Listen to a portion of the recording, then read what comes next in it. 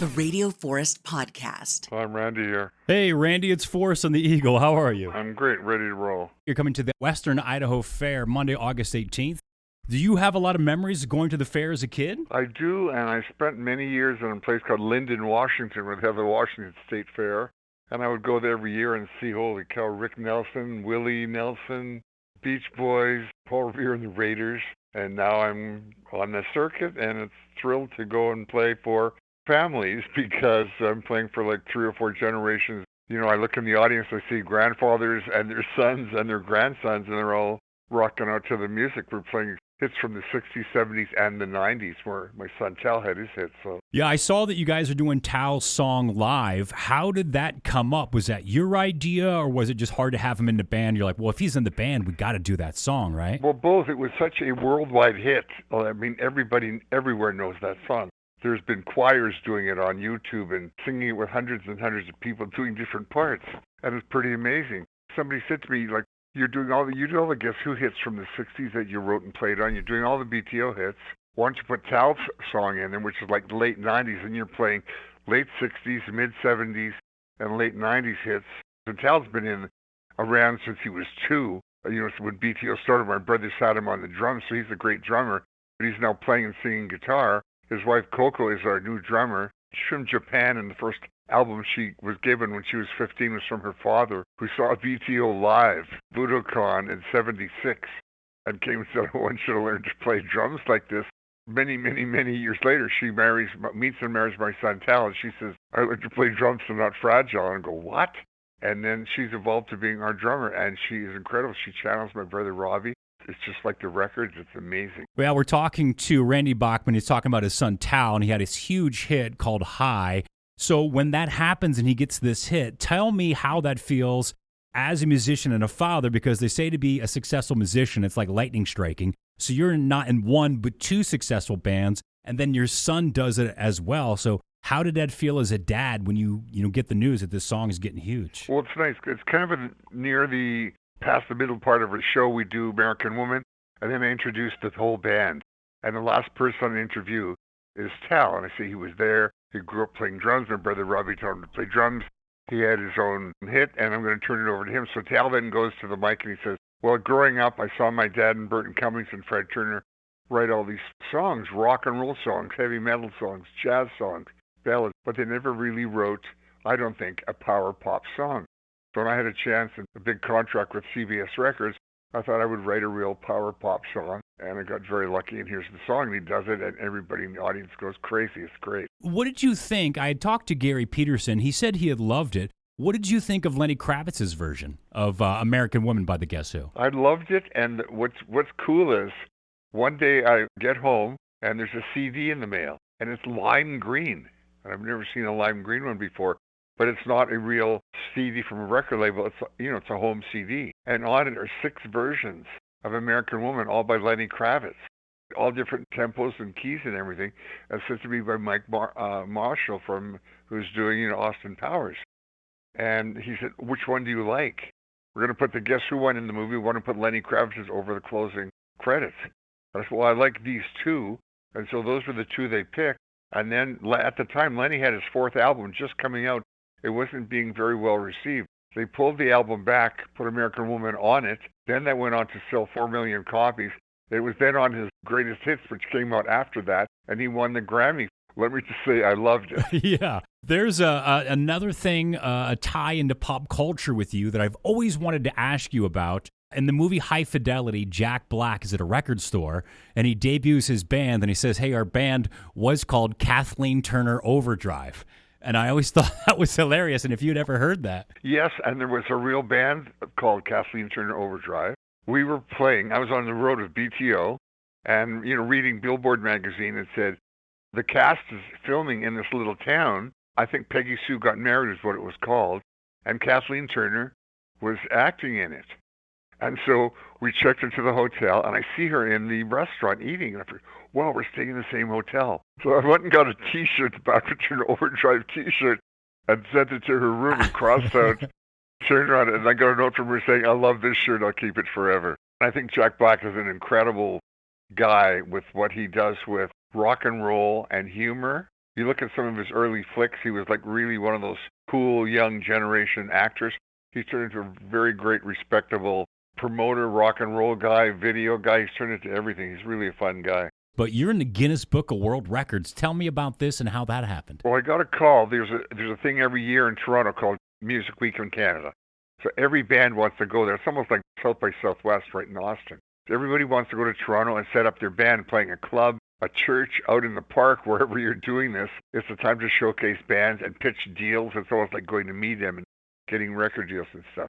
Now to get a call saying, we're going to start Music Week in Canada. We're going to start one in the West Coast. We're going to Music Week in Vancouver. And would you come and play with the band? I said, what band? I don't even have a band. I'm going to England on holidays. I'm going to London to write songs. They said, well, we want you to play with the band and do Taking Care of Business to kick off Music Week, and we want to set a Guinness Book of World Records. We contacted Guinness guys. I said, what band are you talking about? They said, well, all you can do is you come on stage, and we're going to advertise on the radio that anybody can bring a guitar and play in the audience. And so all you're going to do is come on stage with a drummer and a bass player and tell the audience you're ready to go and play the song. And then we'll do it outdoors in the Vancouver courtyard where the law courts are. There's a big court with benches and parks and bushes and everything where people are talking to their lawyers and stuff. But there's a great big center section where people just go and hang out, and a fountain and everything. So I say, okay, I'll cancel my trip to England. My family's still got to go. I'll stay one longer day, and I'll do this. And then just take me right to the airport because I'm flying to London at 6 o'clock. So on a Saturday afternoon, I go there about 2 o'clock, and there's like thousands and thousands and thousands of people. And this is filmed from above. You can Google it on YouTube. With a helicopter, right? It's on BC News and Canadian News. And many, many, many thousands of guitar players are there. Instead of playing it in C, I say to everybody, I'm going to play this in the key of A, so it's much easier to play for an hour. We're going to try to set a world record here. Like playing in C, and the hardest chord to play on a guitar is F. So you're playing Taking Care of Business. The chords are C, B flat, and F, and you got to stay in that F, and it really is a left-hand cramp thing. But when you're playing in A, you can play on the 5th fret or the 2nd fret. It's much easier. So I say, okay, we're all going to play this in the key of A. The chords are A, G, and D. Everybody knows those on guitar. And I lead the thing off, and we do it for like 75, 78 minutes. Everybody goes, okay, you got a world record. I go into a car, I go to the airport, I fly to London, and what I didn't realize was CNN had just started. So it's around the world news. So if you're traveling around the world and you're an American in the States, you want to see what's going on. You're in Germany or Italy or Ireland or whatever. You put on CNN, and CNN was brand new, so they didn't have that much news yet. And they put my clip on there. So it runs every 12 minutes on CNN, and I've landed in London, and I'm going, it's my daughter's 21st birthday. I'm taking them all from London. We're going on the Flying Scotsman, which is a train, beautiful wooden train like in Agatha Christie mystery movies. We're on this train, the Flying Scotsman, to go to Edinburgh to have her birthday party in Edinburgh Castle, which in the basement is a restaurant. And as we get on the train, and we're in our own little private thing like you see in England, where they close the door, it's a little glass window and everything, and there's a knock at the window. And I look at the window, and the guys from Metallica. And I go, wow, what are you guys doing here? And they say, what are we doing? What are you doing here? We just saw you on TV setting the world record. Congratulations. And I go, what? You're on CNN every 12 minutes. You're on a loop. You've been on for like 48 hours. Like you're on 4 times an hour. They go, holy cow. And so I say thanks to them, and they close the window. And then 20 minutes later, there's a knock on the window. Cyndi Lauper. And I go, what? What are you doing here? I just saw you on TV. And I say, this is my daughter, Lorelai. My daughter's right there. It's my daughter's 21st birthday. We're going to Edinburgh Castle. But I got to say, for you to be here is amazing because all her teenage years was a pajama party with girls just want to have fun. And she said, how about if I sing happy birthday to your daughter? So she sits there. She sings happy birthday to my daughter, Cyndi Lauper. And we haven't filmed it. My daughter just turned 20 years later. Now she's 40-something. And she plays it for her kids going, Cyndi Lauper sang me happy birthday on the Flying Scotsman with my dad going to Edinburgh Castle with Metallica on a train. It was really an experience. Now, I heard another story, too. Can you tell me? I'm fascinated with this. Did you meet Les Paul as a kid? You couldn't get into the show, but you got to meet him for a little while? Well, I was about 15, just learning guitar. When you're learning guitar, there's not a lot that you can learn. I mean, guys didn't have out albums. Chuck Berry only had out singles. Bo Diddley had singles. But who had albums out was Chet Atkins and Les Paul, two of the greatest pioneers of guitar, right, of all time. And so I start to learn that stuff. And then I hear Les Paul is playing in Winnipeg, and I don't have a car. My family doesn't even have a car. The other side of Winnipeg, which is the 3 transfer bus ride. You got to take a bus from your end of town into downtown, then another bus, then you transfer to another bus. This is on the way to the States. It's on the highway going to the States. It's called Rancho Don Carlos, and Les Paul and Mary Ford are playing there. And I have one album under my arm. I don't even tell my mother, and I say I'm getting on the bus after school to go to Rancho Don Carlos. They wouldn't let me go. So, I'm just going to be coming home late from school. So I get on the bus, I go to Rancho Don Carlos, and I get there, it's maybe like 10 after 5. I go to the front door, and I say, I want to get in. The guy said, where's your parents? I said, my parents are at home. Well, are they coming? No, they're not. I'm here to see Les Paul and alone. Well, you can't get in. The drinking age is 21, and it's a nightclub. Unless you're with an adult ordering dinner, you can't get in. And I go, you're kidding. And the guy says, you can't get in. So I go and sit out front. There's a bench out front, and it's a bus stop. And a Cadillac pulls up. And the window rolls down, and the voice says, hi, kid, how are you? And I go, what? And it's Les Paul. And he goes, are you here to see me? And I go, yeah, but I can't get in. Can you sign my album? And he said, I'll get you in. And I go, what? He said, you just follow the car. So he drives another 20 or 30 feet. I follow the car. He opens the trunk. There's a set of drums in there. His son Gene was there with him, who played drums, and Mary Ford was in the front, and a bunch of tape recorders. And he says to me, you carry in my stuff. I'll just say you're my roadie. If you can't get in the audience, you stand beside my tape recorders, which are in the kitchen, and I run the tape recorders. He had a control on his guitar, and he called it the Les Pulverizer, that he ran 4 big single-track Ampex tape recorders. So he would go into the audience, and he walked around in the audience with a microphone on his guitar, on a gooseneck, and Mary Ford had one on her gooseneck, and their son stayed on stage and played drums. So they walked table to table like guys do in a Mexican restaurant, and they would talk to the people, and they would sing Vaya con Dios and, How High the Moon and everything, and play it all. And he explained to the audience, here's how I recorded this song. I'll play the rhythm. Boom, chick, and here I'm pushing record. And beside me, backstage, the tape recorder starts and records the rhythm. Then he goes, now I'm going to push playback, and then I'm going to play a lead over that. And he does that. Now Mary Ford's going to sing. Now she's going to sing her own harmony. And I'm sitting there, and I watch the whole night. But I'm watching them from the back, and I'm watching through doors that have big round windows, about 2 feet square round windows. So when the waiters are walking back and forth with food on trays, they're not knocking the trays off with the doors. So I'm watching the rear end of Les Paul and Mary Ford through these glass windows. I can see the tape recorders, and nobody else can see the tape recorders. So I'm there, and I watch the whole show, and it's fantastic. But I don't really get to see them. And after the show, he comes back and says, here, hold this kid. And he gives me his guitar to hold. I hold it. And he said, anything else I can do for you? And I said, we just sign my album and teach me your riff on How High the Moon. That just a chromatic lift that goes all the way down. And he teaches me the riff, and Jeff Beck played that riff almost in every single song. So he teaches me that riff. Now fast forward 40 rocking years or something like that. I'm with BTO. We're opening for Van Halen. We go and play the Nassau Coliseum in New Jersey, just outside of Manhattan. And Les Paul comes to say hi to Eddie and Sammy Hagar, who had just joined Van Halen at the time, the 5150 tour. I'm in the dressing room. He comes over and he goes, hey, kid.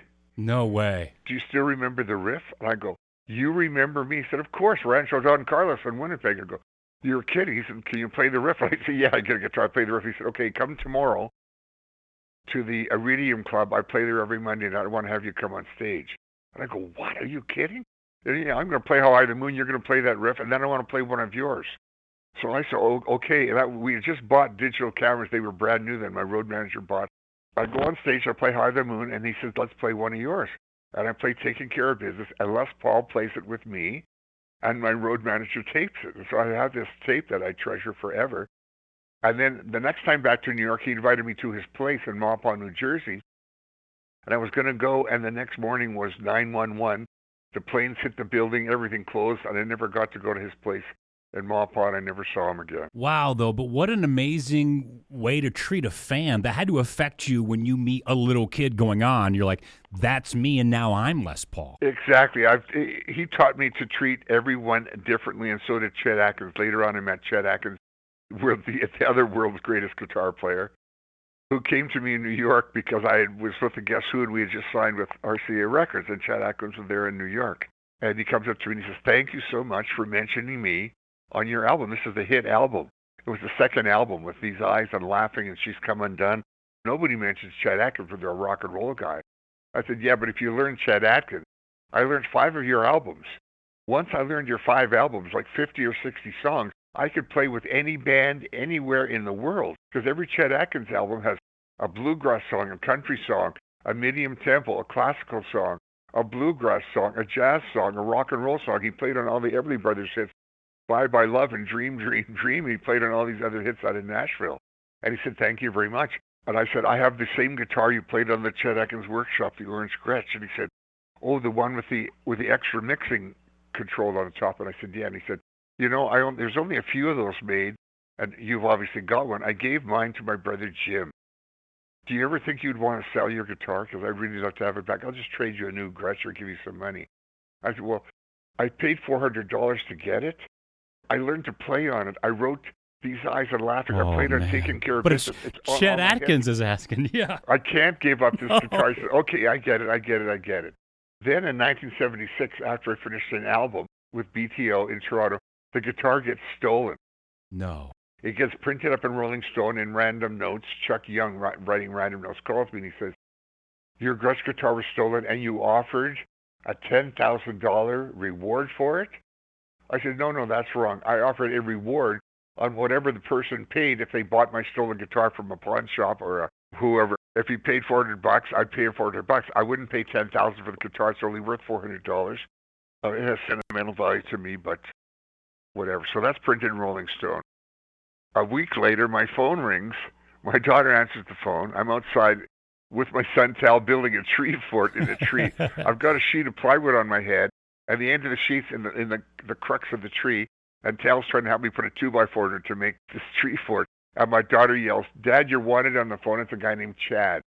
And I think it's Chad Allen, who used to be the lead singer in the Guess Who. He sang on Shakin' All Over. And I said, "Tell him I'll call him back. Okay, I'm busy doing this tree fort." Hang up the phone. Phone rings again. It's this guy named Chad again, and it's really not Chad. He's calling from Nashville. And I go, "I don't know any Chad in Nashville." So I go in the house, I answer the phone, I say hello, and he says, "Howdy, this is Chet." And I go, "What?" "This is Chet Atkins. Remember we met in New York?" I said, "Of course." He said, "Was that guitar the one I wanted, that was the one that was stolen?" I said, "Yeah, it was stolen." He says, "What's your address?" I tell him my address. He said, "A surprise is coming." 3 days later, a Super Chet arrives at my address. I call him up and I say, "This is amazing. I'm just sending that to you. There's only 3 in the world. They made one for me. It's a prototype. I've sent you the other, and the left-handed one went to Paul McCartney." All right, he says, "I'm playing with the Vancouver Symphony in 3 weeks. You've got the guitar. Bring it up there. We'll take pictures of me giving it to you. I'll autograph the pick guard, and you'll have a guitar for me." And so I have that treasure in my life. And what happened to me in the last 3 years is a guy found that in Tokyo, played by a guy named Takeshi, who's the Japanese Brian Setzer. He sings everything phonetically because he doesn't speak English. And this guy, who's a facial recognition expert for the government, like if you're coming over, the camera gets your face in the airport or over the border, and a thing flashes up if you're wanted by Interpol or if you should be on a no-fly list. But the guy's not working because of COVID, and nobody's traveling, so he's in his basement. I'm going to take a picture of Randy's Gretsch guitar, which you can see when I'm doing the song "Looking Out for Number One" with BTO on YouTube. And that's the last time I had that guitar. So he does a facial recognition picture, and then he does a facial recognition internet search of every Orange Gretsch guitar sold on the internet in the last 10 or 15 years. And up comes my guitar, played by this guy Takeshi, which is also another very weird thing, because in Japan, they do not celebrate Christmas. Okay, it's not a thing in Japan. But this guy is singing "Rockin' Around the Christmas Tree" phonetically in an American nightclub there for the Americans. He's singing it phonetically. He doesn't even know what he's singing, but he's playing my Gretsch guitar. My daughter-in-law now, Coco, who's drums with BTO, Japanese. She came from there. She married Tal in Japan. She said, I'll get a hold of this guy. So she gets him on a Zoom, tells him who I am. He has no idea who I am. He's 33 years of age. So she says, "This is my father-in-law.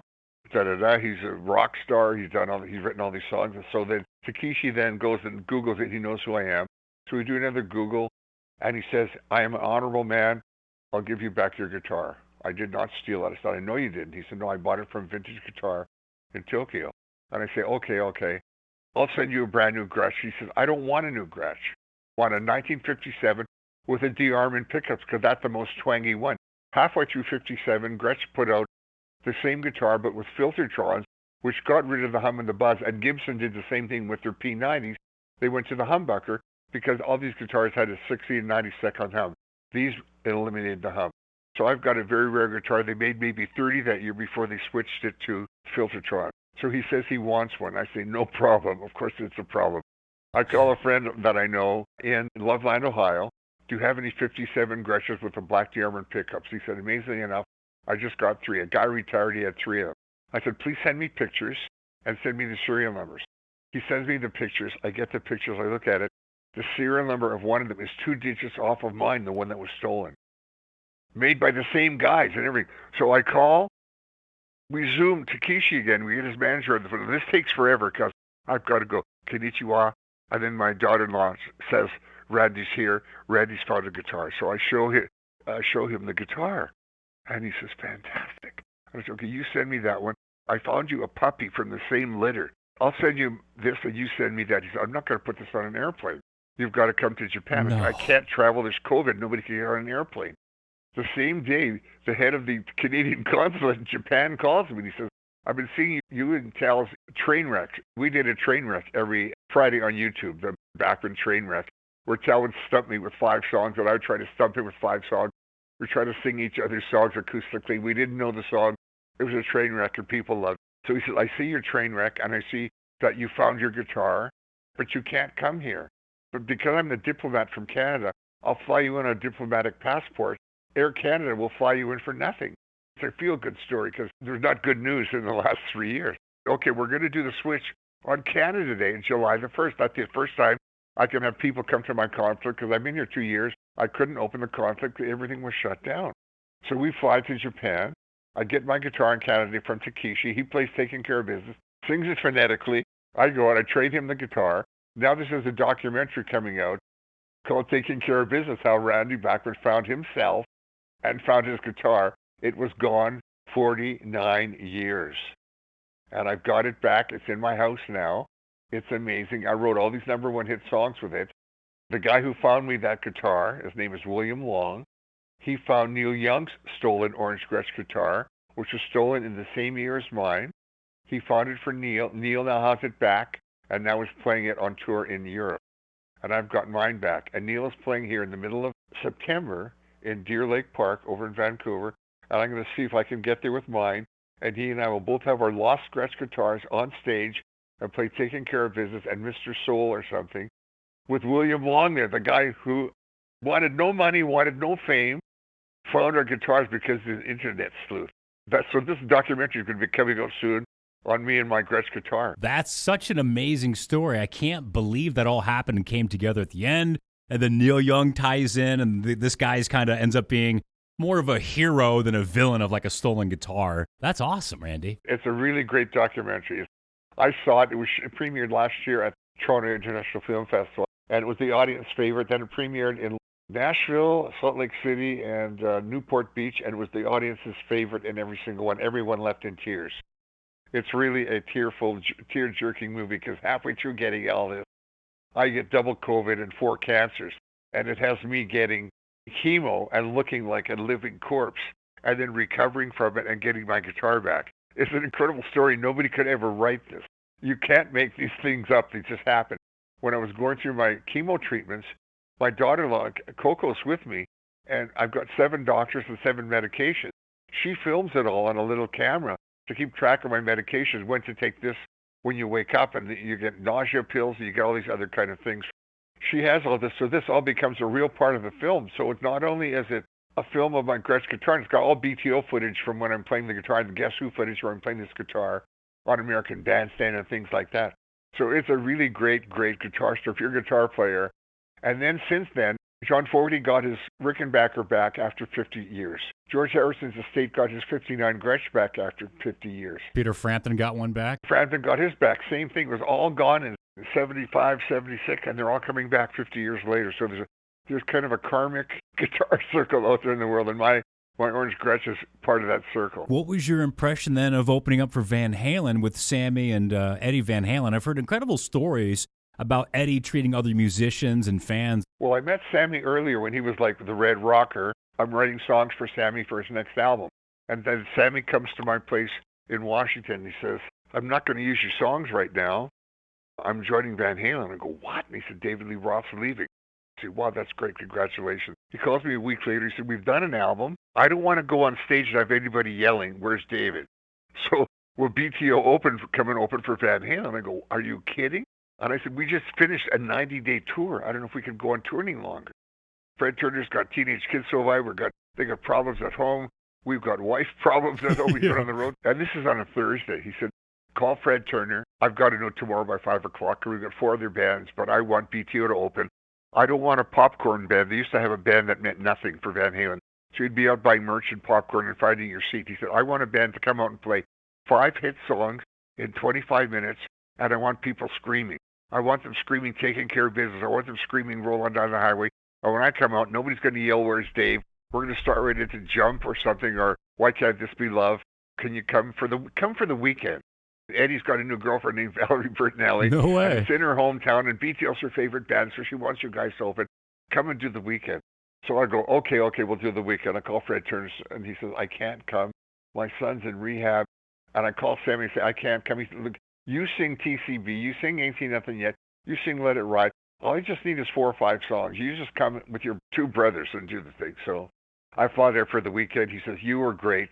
We want you on all 11 months. Doing the 5150 tour, it's 11 months. And I said, look, I can't come without my kids. Can I bring 1 kid at a time? No problem. I've got my son Aaron is 19. Your son Tal is 19. They can hang out together, all that kind of stuff. Eddie's courting Valerie. He doesn't care. We're a family band, Eddie and Alex, and you can come with Tal and your brother Tim and all that kind of stuff. So we open for Van Halen, and every week he lets me bring one of my kids. And when you're on tour for this, there's like 90 people. There's trucks and buses and planes and boats and everything. People are getting married. People are getting sick. People are passing away. Everything is happening. It's like a small city, and you get to know everybody very intimately. One night, I think we're playing in the World's Fair is on or something is on. We're playing in Tennessee. We're staying in this beautiful hotel, and my phone rings at 2:30 in the morning, and a voice says, Randolph? And I go, yes? And the other voice says, Edward. Okay, nobody's called me Randolph since grade 3. When my teacher goes, Randolph, stop chewing gum. Or your mother says, Randolph, you're being too noisy in Sunday school or something. Everybody's called me Randy. And what time is this? You said like 2 in the morning? 2:30 in the morning. Randolph, Edward. And I go, yes. Room 202. Click. What? Am I being fired from the tour? It's in the basement. I think it's in Chattanooga, Tennessee, wherever the World's Fair was. I knock on the door opens, and there's Valerie in bed, and Ed is there with a little guitar. And he said, I'm coming out. And he comes out, and we sit in the hall. Outside there, he's got a little guitar. He said, I just got a call from L.A. My best friend from high school just took himself out. They found him in the garage with his car, with the exhaust running, with all my albums in his lap. And I know he's on his way to heaven, and I want to play guitar for him. Sit down. I sit down. Eddie is there in tears. I am in tears. His best friend is gone. He plays guitar like I've never heard in my life. He plays stuff on guitar that no one in the world has ever heard him play. This goes on for 2 hours. Doors are opening downstairs. Guys hearing the noise, and they see me and Eddie sitting on the floor, and so they come out quietly and close the door, and they sit down. Instead of yelling, will you guys shut up or keep it down? They realize something's going on. And then I gave him a hug and said goodnight. We said, love you, man, love you, man. And the tour went on, and this was my own private moment in my life with Edward Van Halen, which I will treasure forever. So Chet Atkins, Les Paul, Eddie Van Halen, Brian May, a good buddy. I mean, it's quite amazing. Joe Bonamassa played with BTO when he was 12. I went and played with him in London a couple of years ago. It was phenomenal. That's amazing. It's Randy Bachman, the Guess Who, Bachman-Turner Overdrive, Western Idaho Fair, Monday, August 18th. We did mention he's playing Towel Song on stage. I've looked at some of the set lists this year. Looks like you're doing BTO and Guess Who songs together. Who's the bigger band, BTO or the Guess Who? I would say BTO with the radio hits, but I read that the Guess Who has actually sold more records. Well, here's the thing. I'm very lucky to have been in both bands, to be the leader of both bands, to write songs with the greatest lead singers in the world, Burton Cummings. Couldn't get a better lead singer. And then Fred Turner, right? Like, one is more like Robert Plant, the other one's more like John Fogerty. But I just felt very, very lucky. But I was with the Guess Who 8.5 years. I was with BTO 4. And in the 4 years of BTO, we sold more records than the Guess Who. BTO was like number one in the world in 75, 76 with the Not Fragile album. And You Ain't Seen Nothing Yet was the number one single in 22 countries. The Guess Who kind of ended with American Woman. They had a lot of hits after that, but they became more of an American band touring the States. Together and alone, Burton Cummings and I wrote some of the greatest rock and roll hits to come out of Canada. And we're getting together next year. I'm finishing out this year as BTO. Burton's finishing his own solo stuff. Next year, I'll be touring with Burton as the Guess Who, Randy Bachman, the guys who wrote Undone, Laughing, No Time, No Sugar Tonight. We do the whole thing. And I play all the other hits. And now when I'm with BTO, so many fans email us, and anybody out there can email us at btoband.com. And they asked if we would play some Guess Who hits. So I said, sure, why not? All the Guess Who fans in the middle of the show, they get These Eyes, Laughing, She's Come Undone, No Sugar Tonight, American Woman, No Time. They get all that stuff. And then Tal does She's So High near the end. And there's a big home run hit with She's So High, Let It Ride, Taking Care of Business, You Ain't Seen Nothing Yet. And we do another thing where we get the fans to sing every single song. And it's just a phenomenal time. We have the greatest time on stage. We bring my little baby granddaughter who's 8 months, and she's half Japanese, right, because of Coco, wears little pink headphones, and she comes up with drumsticks, air drums, and the crowd loves it because everybody who used to be a trucker or a biker, you know, the big guys, BT always appealed to big guys because we were big ourselves. All these guys now have mellowed out. They're not rough, tough bikers anymore, truckers. They've all gotten married. They all had babies. And we come up with this little 8-month-old baby who's smiling and laughing and screaming, like singing the Immigrant Song like Robert Plant. The audience goes crazy. It's just really a lot of fun. Last question. I've heard you reference this before, too. It can be Bachman or Bachman, right? You've heard it pronounced several different ways. In Canada, we grew up saying Bachman. In England, they say Bachman. In Germany, they say Bachman. And in the States, they say Bachman. We had a German guy that signed us to Mercury Records, and in our first bio, he put, here's my new band, Bachman-Turner Overdrive, and in parentheses, he put, how to pronounce it, Bockman. I grew up saying Bachman. You can say Bach or Bach. Do you know what I mean? Catherine Bach, Catherine Bach, whatever. Potatoes, potatoes, tomato, tomatoes. When I first go on American Bandstand, Dick Clark says to me, how do you say your name? I'm Randy Bachman from Bachman-Turner Overdrive. So I get it both in the one sentence. He goes, that's brilliant.